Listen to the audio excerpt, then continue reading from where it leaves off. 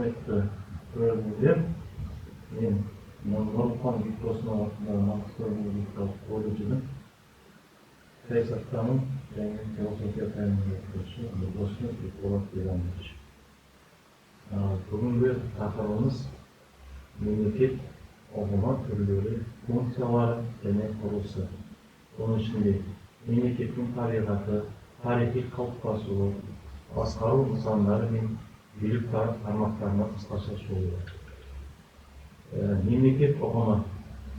Мемлекет белгілі бір аумақта өмір сүретін, халықты біріктіретін жоғары билікке ие саяси структура.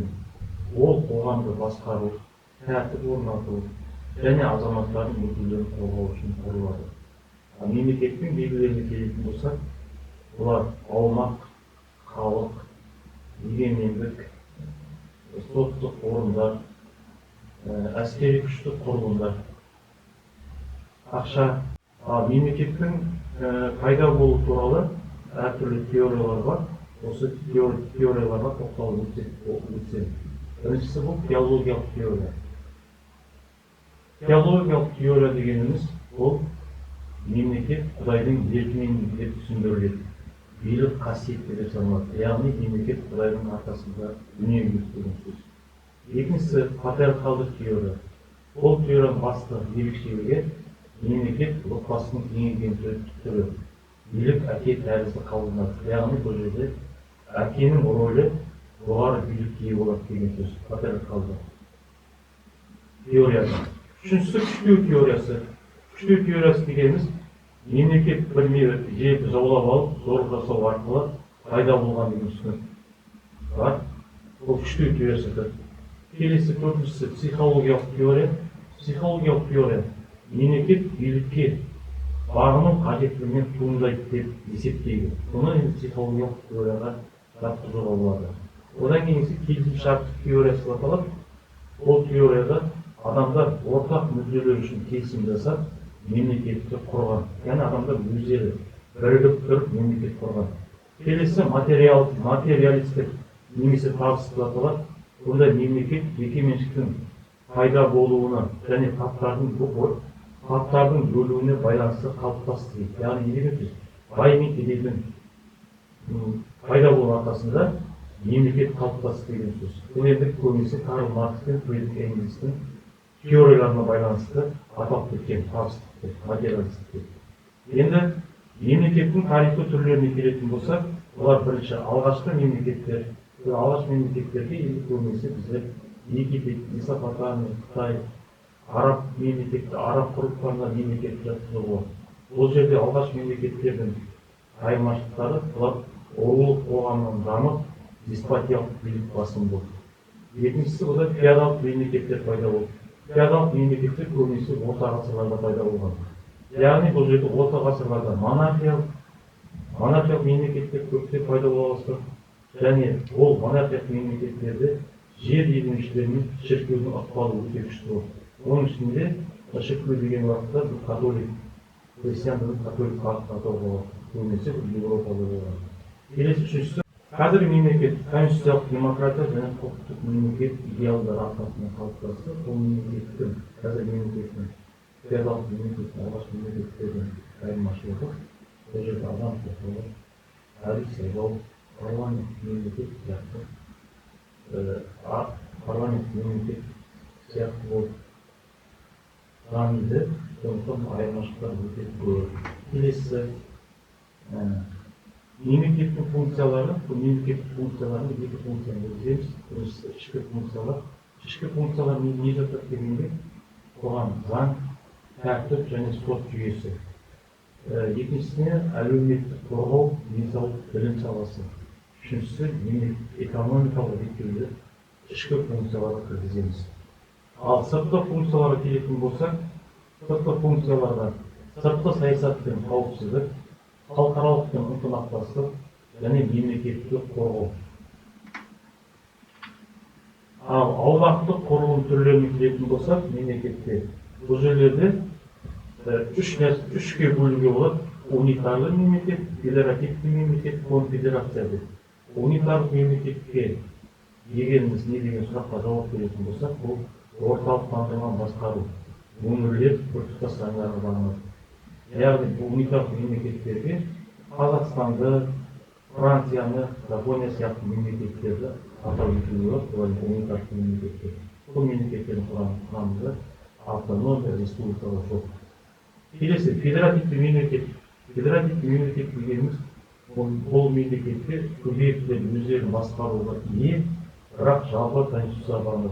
Мысалы бұған алысқа бармай-ақ көрші Ресей мемлекетін атауға болады. Ресей мемлекетінің құрамында 89 субъектілерден тұрады Ресей мемлекеті. Соның ішінде әртүрлі республикалар бар. Оған мысалы ретінде Дагестанды, Чечен Республикасын, Ингушетияны, Кабардино-Балқария сияқты республикалар атап кетуге болады. Келесі конфедерация. Конфедерация дегеніміз бұл тәуелсіз мемлекеттердің одағы толық егемендік сақтайды. Мысалы, бұл енді конфедерация кезінде тарихта болды.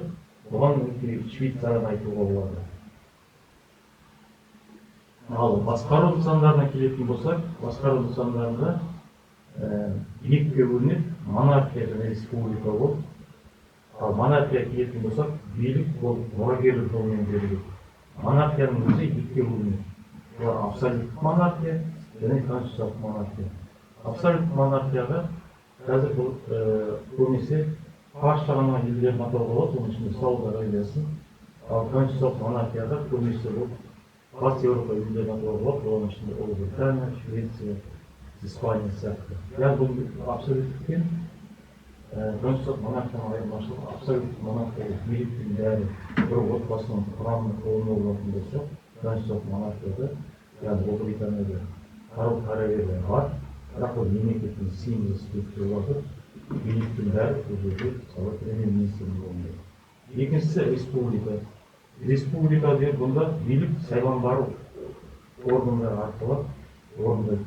Бұнда президенттік, парламенттік аралас болып бөлінеді. Ал президенттік республика дегеніміз оған билік толықтай президенттің қолында болады. Бұнда мемлекеттерде бар қазір дүниежүзінде, оған енді Америка құрама штаттарының Қазақстанда толығы. Екіншісі парламенттік республикалар, олар көбінесе Еуропа мемлекеттерінде орналасқан.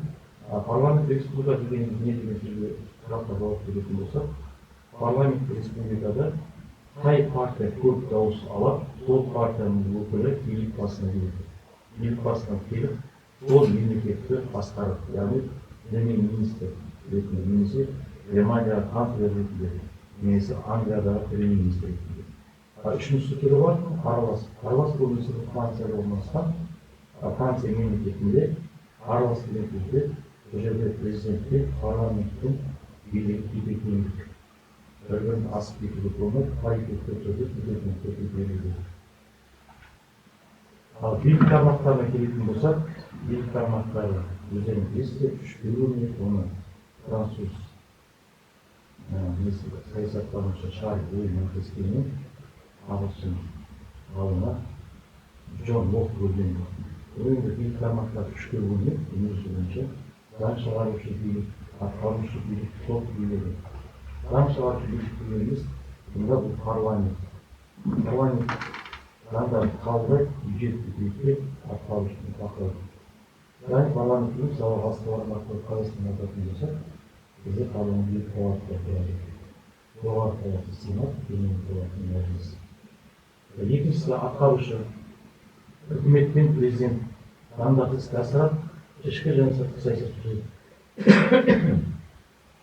Үшінші сот билігі, соттар заңдардың сақталуын қамтамасыз етіп, дауларды шешеді және құқықтарды қорғайды. Қорытындысына келетін болсақ, мемлекет күрделі жүйе, түрлері бар, функциялардың құрылысы бір-бірімен тығыз байланысты. Сонымен бұл жерде демократияның мемлекеттік атап өту керек, болашақтың мемлекеті ол адам құқықтарын биліктің бөлінуін және заң үстемдігін қамтамасыз ету. Жаһандану сынға бұл цифрландыру, климат өзгерісі, халықаралық қауіп-қатерлер, мемлекеттің рөлін қайта анықтау талап етеді. Ең тұжырымға келетін болсақ, мемлекет қоғамның өзегі, тиімділігі азаматтардың белсенділігі мен жауапкершілігіне байланысты. Назар аударғандарыңызға көп рахмет.